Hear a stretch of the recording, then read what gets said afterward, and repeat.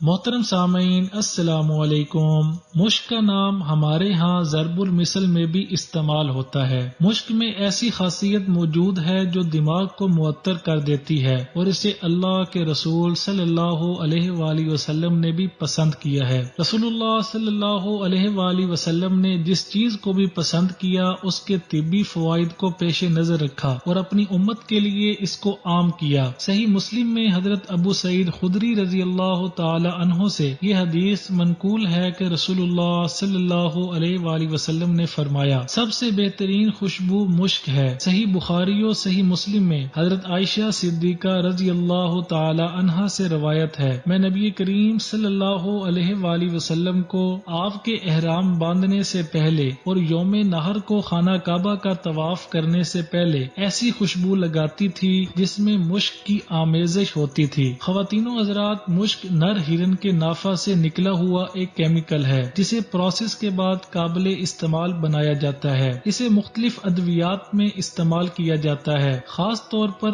اعصابی بیماریوں میں یہ بہت فائدہ مند ہے۔ یورپ میں خوشبوؤں میں استعمال کی جاتی ہے تو اسلامی دنیا میں اس کا استعمال عام ہے۔ مذہبی طور پر بھی اور روحانی جسمانی تقویت کے لیے مشک ذوق اور شوق سے استعمال ہوتی ہے۔ اس کا خالص ہونا ہی فائدہ مند ہوتا ہے۔ روایات میں آتا ہے کہ اس جیسی کوئی خوشبو نہیں ہوتی اور جنت کے ٹیلے مشک کے ہوں گے۔